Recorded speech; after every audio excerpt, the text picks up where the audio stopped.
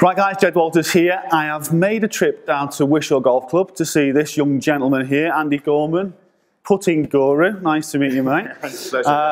So we've come down here to do a little series of videos, all stemming from some questions that have been coming not just through online and social media, but also from clients in the teaching studios back at Trafford Golf Centre.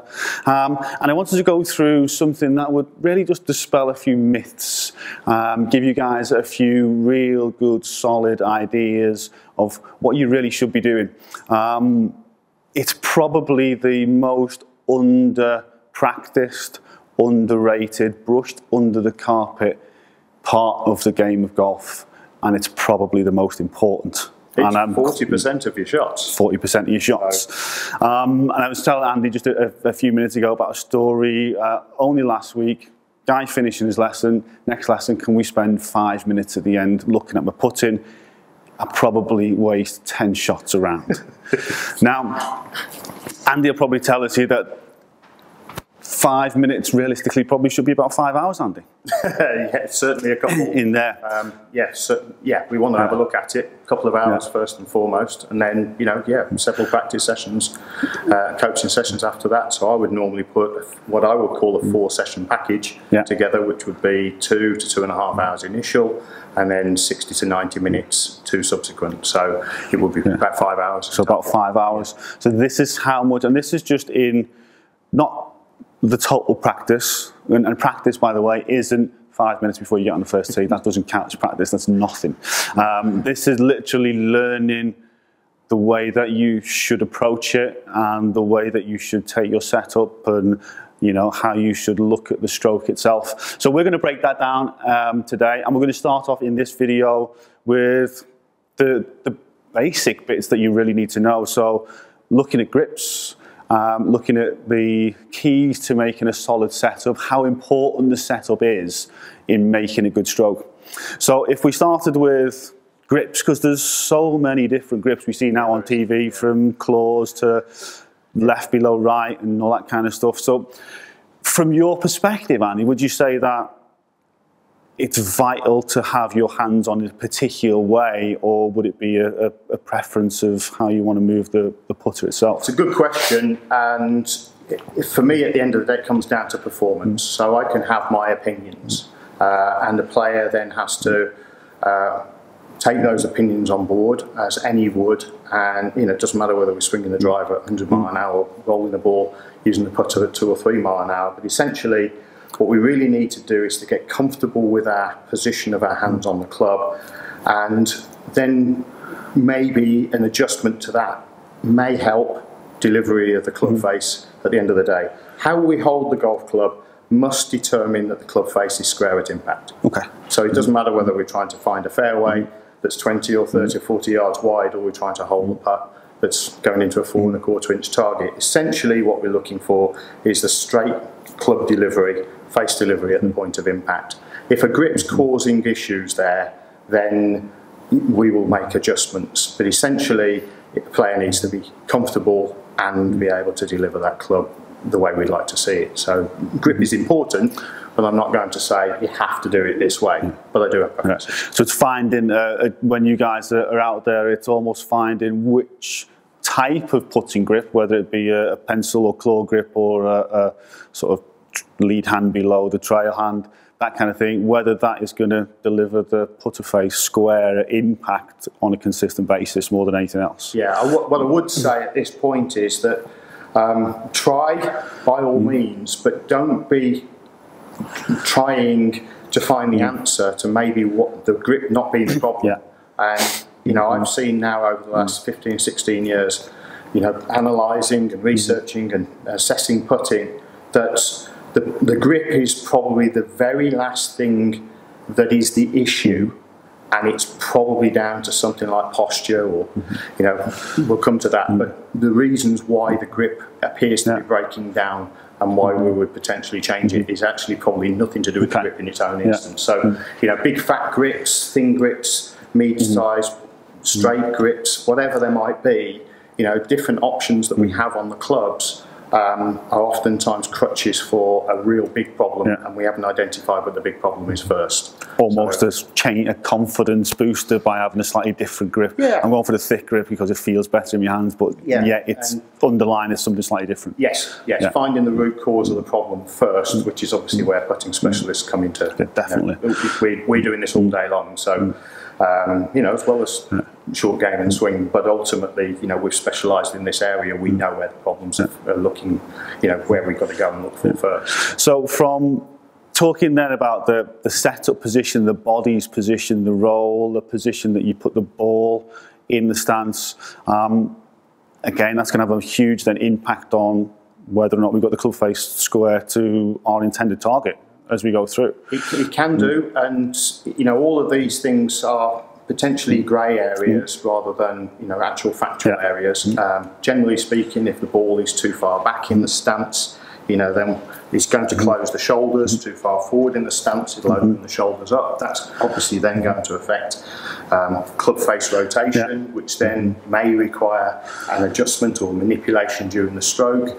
And so it is about finding the centre point where the face is most square and where, obviously, as golfers, we see and can align square to the target. So in ball position is critical, not just in the face rotation, but also in the pendulum. So, if we've got a putter that's moving up and down, we don't want the ball so far forward that the putter's going over the top of it, or likewise too far back and the putter's coming down, because that's going to affect the roll on the ball. So, And then, obviously, we look at that there and we say, well, setup is going to have a huge impact on the length of the putter. Now, length of putters, if you went into any shop, you would probably see more 34-inch putters right now than you would do of any other length. Would that be generically the right length of putter, or is that just too short? I've sold over 100 putters this year. It's been a fantastic year being able to do that. I have sold 3 putters under 35 inches. 3 putters? 3 putters under 35 inches. Now, it's not because everybody is 6'5" that's coming here, because I'm not. I'm attracting golfers of all heights. But generally speaking, 34 is too short. It'll be a little bit like saying for me that shoes are a good example. If we said, if our shoe company decided they're not going to make any more shoes over the oversize 8, most of us would be in trouble. I'd be fine. I'm knackered. Absolutely fine. But my 34-inch putter isn't going to work. So at 35, which is about as long as they go generally off the shelf these days, I'm fine. Size 8, I'm fine. But critically, we don't want 100 different SKUs like we have in our footwear. This is the problem that we've got, of course. And I understand why manufacturers want to make clubs a certain length, but it's got to be long enough. If you're 6'5", you cannot fit a 34-inch putter, no matter how much you try. The posture required to get your arms down that golf club is ridiculous, and we can't sweep the brush and say, yes, but you've got longer arms. Because yes, we have got longer arms, but we still have a posture that we need to be able to facilitate it. And I would say that it's gone hand in hand with putting stats not getting any better. So as putters have gotten shorter and shorter and shorter, we haven't improved the stats exponentially, given the fact that the putting surfaces are much smoother, it's much easier for us to effectively keep the ball online. We're basically not improving at a rate that I would have expected that rate to improve at. And if we look at good golfers, we look at the PGA and European Tour, we take those stats, the best golfers in the world are still missing more putts than they hold. And I find that very difficult to comprehend. That's a huge statement, because you think, for guys at home, you watch the telly, realistically you watch the top 10 on the leaderboard and then the top players in the world who are not on the leaderboard, and it looks like they hold the world. It literally looks like they hold everything, whether it be 30 feet, whether it be 10 feet, it doesn't matter, it just seems to go in. We see lots, Ryder Cup is a great example, but we see lots and lots of shots that get in real close, because it's good TV. We see good golfers playing from really bad positions and executing great shots, miraculous shots, because it's great TV. We see good golfers holing, again, on the TV, we see good golfers holding putts from across the greens, the putts they don't expect to make. And then we see a few putts that we would expect them to make because it's car crash television. Yeah. So when we look at it, good television is golf balls going in the hole on the greens. So we think the players are holding lots of putts. And they do hold their fair share, but they are still missing more putts than they hold. To hold more putts than you miss, you have to be looking at 26 putts around. Now, the odd day happens like that. The best putters are capable of doing it. How many greens did they miss? So if they've held 10 putts, have they knocked it round in 62? Hit all the greens in regulation at 10 birdies because of 10 single putts. Now, it does happen occasionally, or something like that, very similar numbers, but it's occasional rather than regular. And the guys hit more fairways than they miss, they hit more greens than they miss, they go up and down more times than they miss. But they miss more than they hold. More putts than they hold. And, I think we can see improvements there if we understand that statistic. And it's hard hitting, but I think, and yes, I picked the smallest target to be but I do believe that players, at the very best, should be able to hold more putts than they miss generally. And they do play on. They don't play on flat surfaces, and they are quick greens. But and they do have books that tell them the slopes. They do. All of that, all those advantageous things. Now towards the information is now unprecedented, and we know players can do it in match play. But it is more difficult to do it in stroke play. Yeah, there's not that same freedom. Yeah, definitely. So if we looked at that and said, well, the length of the putter then is really, really important relative to the posture that you would take. I mean, I have putters 34 inches and his favourite length. And 6 foot. Yeah, 6 foot 1. 6 foot 1. So it'll be interesting to see whether or not then my posture should or shouldn't be slightly different relative to the length of the putter. Right, let me just take my setup then to a putt and we'll have a little look and we shall see. So I'm just going to set up here. Okay. Now my normal setup, I'll roll it back here so I can get my ball position in there as well. So I would just take what would be for me my normal setup position. So I would like to have putter face quite central with the ball a fraction further forward, so it's a little bit forward of my sternum. And then almost, for me, I have a little sort of softening in the elbows. And again, maybe falling into the trap of trying to get my eyes a little bit more on top of the golf ball at setup. Yeah. So, from that point there, you guys from down that line, you can see the line of my arms relative to the... Okay. So we've got eyes pretty much over the ball. Okay. Okay. His hands will be inside the shoulder at this point, and shoulders a long way forward of the toes. Yeah. Would you say your body weight is a little bit more toe bias? Yeah, I would say almost if you looked at the knuckles of my toes or balls of my feet, in and around there. Yeah. Okay. Yeah. You probably slide a bit of paper underneath my heels, maybe. Okay, yeah. So balance here is an issue, right? Although we don't feel it, and of course we're not swinging the club at 100 mile an hour. Yeah. So I would want to see a little bit more weight back towards your heels, but you can't do that with the length of club that you've got. So if I said take your left hand off the club, all right, that's it, and just get yourself into a more balanced position. Let me see, there you go. Right, now what we've done is got our hands are now in front of the shoulder. Okay. Shoulders are more in line with your toes. Okay, but there's no room for your left hand to go on the club. That governs now the length of club requirement for optimum putting posture. So we're probably looking somewhere close to 1.5 to 2 inches longer, and that would certainly give you a more comfortable So 35.5 to 36. Yeah. Now that I would never have contemplated a putter of that length. Potentially maybe 35, because you think it could be a fraction short, but 35.5 to 36, I mean, a lot of people out there would look and think, that's just almost like getting hold of my wedge and standing there, my wedge feeling really bolt upright. Yeah, but we think back 50 years ago, the Ping Guru putter came out. We're looking at that anniversary now, and putters up to that point in time were 37 inches long.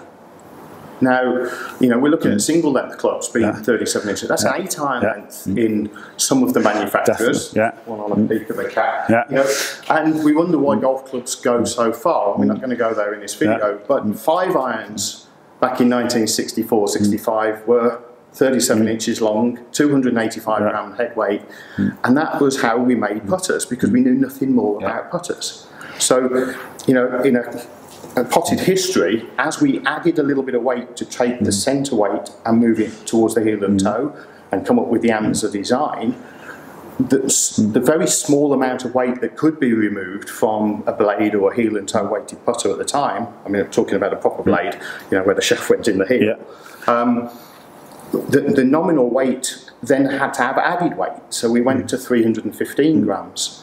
And then we basically make the putter a little shorter to get the same D2 swing weight, more or less. And, you know, again, it affects grip weight, etc. But ultimately, we were back to trying to get the club to swing similar to a club in the bag, because we knew very little about putters and what they would do. And that's basically where we came to. We added more weight, we shortened the putter. We added more weight, we shortened the putter. So now we're up to 345, 355 gram head weights, and we're heading into 35s. 370 grams, we're into 34s, 385s, we're into 33s, you know, and then of course we go with the long ones and go 400 grams because, you know, we're trying to get some balance over the club, because, you know, it's a little unstable because we can't anchor it anymore. But ultimately, we've played around with the weights, we've played around with the lengths, but we haven't thought that conventionally we can putt around with a longer club, head around 350 grams, you know, with a counterweighted grip maybe, or, you know, a specific weighted grip, and gives us a nicely balanced putter that gives us the opportunity to posture well. And what they haven't thought about is us, humans. We are actually taller than we were 20 years ago on average. So the putter length's getting shorter, the average height of a golfer is getting taller. So we get a little bit more of that going on. I talk to 25-year-old athletes. Okay, now typically the conversation is, I'd say, pretty much 100% sweeping. But you know, they'll be standing on the practice ground, they'll be hitting drivers, and they've hit their irons and loosened up properly. I've had a few stretches. I maybe even be working with a player like that. And I'll see them loosen up with their wedges, and they'll get into full blown. 3-4 hours later, they might still be hitting golf balls at 120 mile an hour. They can't putt for that length.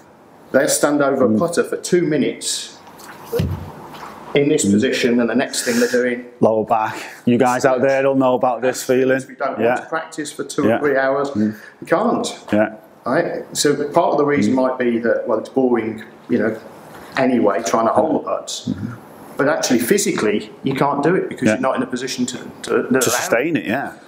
So these young athletes, and they're working out in the gym, they have the same stretch issues. They are ultra flexible. They can bring their feet up, you know, here if they want to, but they can't do anything for more than 20 minutes in this position because the putter's too short. And that doesn't matter whether they're playing for England or playing on tour or playing in the monthly medals and playing off a 20 handicap golf. You cannot get into poor human posture and not affect your body over a sustained period, and that could just be a few minutes, and you know, 20 minutes would be tops in most cases.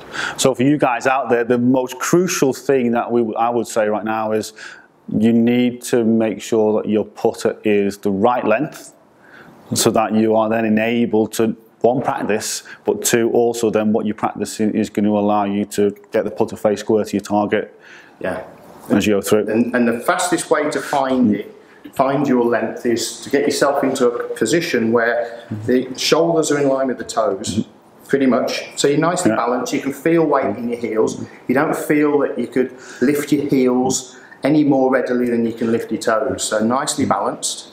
So we've got to flex back with the hips, just as we would do if we were standing there with a longer club. So from here, then allow the shoulders in line with the toes, and your arms to hang. This hanging right arm is the most critical part of the putting stroke. Right? From here then, I can grip the golf club and practice swinging one-handed. Very limited body movement at the moment because I've only got one hand in place. But then this space here allows me to put my left hand and I'm in exactly the right position now. As the two hands become active, you can see that the body is able to rotate around the spine. Head's very steady. Right, so we're able to use the big muscles that we've been taught for years. Definitely, yeah. Using the big muscles. Facilitating that from a postural point of view. When we stand, this right arm hangs, right, a trailing arm hangs, so it's visible to the camera, even down the line here. When I position, I don't want to then bring it here. Because what's the first thing you notice? Any golfer who's got the hands here, eyes over the ball, the first thing you'll notice is the putter goes outside the line on the way back. And as coaches, we see that, we don't know why. You know. Right, so there you go. Because posturally, there's the secret, you're not in the right position. So guys, the importance of finding the right grip for you, which is going to help you get your club face square to the target line that you've picked, is crucial. So it doesn't have to be left below right, right below left, claw, pencil, two thumb. It doesn't have to be anything like that. It's just finding the right one for you that will facilitate the putter face square to the target line that you've picked, where you want your ball to start, but making sure then that your posture is correct. The arm hang, crucially, is correct, and your hands are forward of the shoulders, shoulders in line with your toes, and that will tell you whether or not you then need to look at getting the right length of putter. You might have the right length of putter, you might need to lengthen it a little bit. Looks like I need to get mine lengthened so I can get the right posture. But great information. So the first video of a little series, and we're going to go a little bit more in depth then into the stroke and the things that we need to be thinking about, the myths that we want to avoid more than anything else. Exactly, So guys, thanks for watching. Great information from Andy. Check out Andy on his website. Check him out. His website address is andygorman.com. andygorman.com. He's also got a couple of great little tools which you might have a little look at as we move on. Inventor as well as Putting Guru, which is great. But we'll have a little look at that as we move on. Subscribe to the channel, follow me on social networks, links in the description below, as are Andy's links for his website, and all his networks are in there as well. Make sure you check him out. We look forward to seeing you guys again next time. Thanks for watching. Thank you.